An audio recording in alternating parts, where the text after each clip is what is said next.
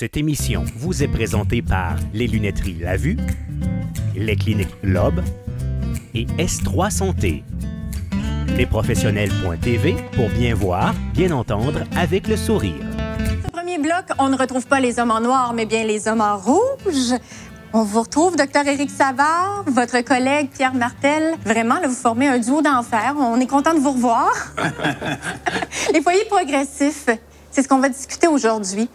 C'est tout un monde. Il y en a pour tous les prix. On en retrouve partout. Comment on se retrouve là-dedans? Ce qu'on va faire aujourd'hui, c'est qu'on va faire la différence entre les sortes de foyers progressifs qu'on peut avoir puis quelle qualité de vision qu'on peut aller chercher dans chaque catégorie de foyer progressif. Aussi, on va déterminer pourquoi on va payer un foyer progressif 300 $, puis pourquoi qu'il y en a une autre sorte qu'on va payer 800 $. C'est quoi la différence? Des fois, c'est difficile pour le client de se retrouver là-dedans. C'est ça qu'on va faire. Pierre va nous faire l'éventail un peu de l'évolution des foyers progressifs dans le temps. Parce qu'il y a toute une histoire, justement, Pierre. Exactement. De fil en aiguille, on a réussi à faire quelque chose de plus performant sur le marché. Il y a encore des progressifs des années 80. On est quand même rendu en 2015. Pourquoi? L'histoire des 2 pour 1 puis des 3 pour 1, OK, a fait que la qualité des foyers progressifs n'a pas augmenté.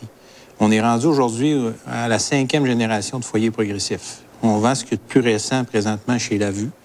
Il y a des places, des fois, pour faire des 2 pour 1 ou des 3 pour 1, ils vont aller avec des foyers progressifs que ça fait longtemps que c'est sorti. Il y a toute une technique là, derrière le foyer progressif pour aider le client à mieux voir, aussi à améliorer la qualité. Bien, la première chose, chaque client arrive justement avec un prix différent, des prix de club, puis ils veulent savoir pourquoi. La première chose à comprendre, c'est quoi la distorsion? Parce qu'à la base, la plupart des gens auraient une lentille apparente dans le bon quand on parle de foyer. Mais si je peux me permettre, quand on dit la plupart des gens, est-ce que c'est que la plupart des gens qui portent des lunettes ont un foyer progressif? Passé 40 ans, on a un problème d'accommodation. On a de la difficulté à voir de proche. Le cristallin ne bombe plus, ne fait plus son effet pour nous donner une loupe.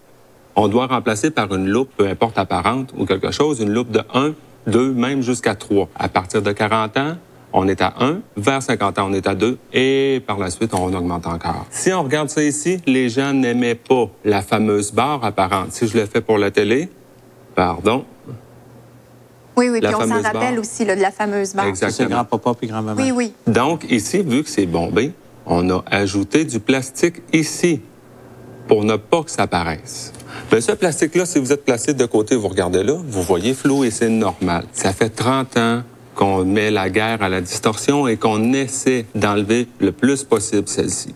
Est-ce que ça fait un effet d'étirement? Ça fait un effet flou. Ça fait un effet que lorsque je regarde le coin d'ordinateur ici, je le vois pas bien. Je dois tourner la tête et envoyer la loupe dessus. Dans les années 80, il y en avait énormément et même lorsqu'on conduisait, on avait de la difficulté à voir le miroir qu'il y a là. C'était presque dangereux? Exactement. Dans les années comme 93, je parle des produits Essilor. Essilor a sorti le foyer le plus performant sur le marché, c'était le Verlux Confort. C'était une réputation incontestable. Tout le monde essayait de copier ce foyer-là. Mais c'est en 93. Qu'est-ce qui s'est passé depuis ce temps-là? Vous le savez, dans les années 2005, on a eu tout ce qui est sorti était numérisé. Les télés étaient HD, tout ça exactement. C'est la même chose en optique. On a confié aux ordinateurs le soin d'enlever la distorsion. C'était beaucoup plus précis. En 2007, Essilor a sorti le Physio. Physio numérisé a aboli la distorsion. On était capable vraiment d'aller chercher le miroir. Aux extrémités. On a augmenté la vision de près. Dans les années environ 2012, on a amélioré le améliorable. Comment qu'on fait pour améliorer le améliorable? Oui. Et ça, on dit, la loupe est placée en avant. Si on la place en arrière. Ah, là, on est ingénieux. L'effet de distorsion qui est ici va tomber ici. Moins visible pour la personne qui nous Exactement, regarde? moins perceptible sur les côtés. En fait, vous allez aller chercher environ 30 à 40 plus de largeur de travail. Que vous soyez à l'ordinateur, au lieu d'avoir un couloir de travail, maintenant, vous allez chercher 30 à 40 plus de largeur. C'est ça qui va faire la qualité dans votre foyer progressif. Si vous regardez un texte, vous avez un foyer progressif de base, vous allez voir juste le début du texte. Si vous avez un foyer progressif haute définition, les nouvelles générations, à ce moment-là, vous allez chercher quasiment le 3/4 de la ligne d'un coup sec. Si le client vient ici, puis dit, moi, bon, je veux voir le mieux possible, élargir mes horizons de 30 à 40 comme on vient de dire, est-ce qu'il doit absolument payer plus cher pour son foyer ou son verre? Pas nécessairement. C'est sûr qu'un foyer numérisé est peut-être un petit peu plus cher qu'un foyer conventionnel, mais ça va vous apporter tellement de bienfaits que la différence vaut le coup. De votre côté? Bien, je tiens à dire que maintenant, tous les foyers sont numérisés. Un ordinateur, c'est beaucoup plus facile de faire un foyer par ordinateur que le graver à l'intérieur à l'ancienne.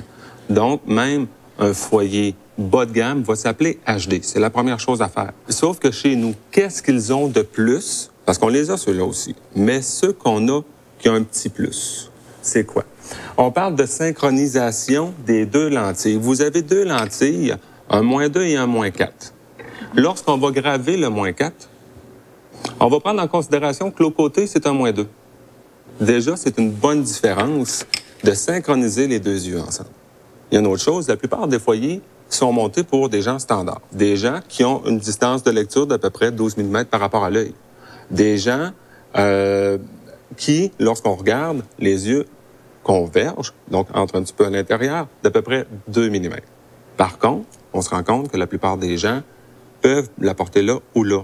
Donc, les gens vont voir différemment dans des fortes perceptions entre là et là. Si la monture est galbée par rapport à une monture plate, on va voir une différence aussi. Les gens vont avoir l'impression que tout est reculé. Donc, ce qu'il faut retenir, c'est qu'on peut adapter, peu importe le client, sa vue, son foyer en conséquence de ses besoins finalement. Ce qu'on faisait avant, c'est qu'on imposait aux gens un foyer progressif avec des paramètres seulement de la force, la distance entre les yeux. Maintenant, ce qu'on peut faire avec avec une nouvelle machine qu'on appelle le VisiOffice ici, ce qu'on peut faire, c'est déterminer plusieurs paramètres pour personnaliser votre foyer progressif. Donc, ce que Pierre disait tantôt, si vous avez une convergence de tant de degrés et que votre lunette a un angle de tant de degrés, à ce moment-là, on va rediriger l'œil. On va faire le foyer progressif en fonction de ça. C'est intéressant, mais en conclusion, Dr Savard, si le client doit faire un choix éclairé, sur quoi il doit se fier? Bien, premièrement, il doit demander des informations sur quelle sorte de foyer progressif il va avoir, en quelle année ce foyer progressif est venu au monde, a été produit. Et aussi, nous, on doit savoir c'est quoi les activités que la personne fait. Est-ce qu'il fait beaucoup d'ordinateurs? Est-ce qu'il se déplace beaucoup? Ça, c'est important parce que ça va nous aider à choisir notre foyer progressif. Donc ici, à la vue, Dr Savard, les foyers progressifs, c'est quelque chose que vous maintenez dans vos priorités pour bien adapter aux clients. Oui, c'est important. Nous, notre principe de base, la première affaire, ce qui est important pour nous, c'est la qualité. La qualité dans les foyers progressifs, c'est ça qui va faire qu'on peut avoir la plus belle monture du monde, mais si on ne voit pas bien dans ses lunettes, on ne l'aimera jamais, sa lunette. On s'efforce ici de vous offrir des produits Essilor, mais parce que du Essilor, il peut avoir du bas de gamme, il peut avoir du moyenne gamme, du haut de gamme. Nous, on ne va jamais dans le bas de gamme. On va toujours dans la meilleure qualité de foyer progressif. Et ça va nous aider aussi à améliorer notre qualité de vie. Faut pas l'oublier. C'est sûr, c'est important. Merci beaucoup.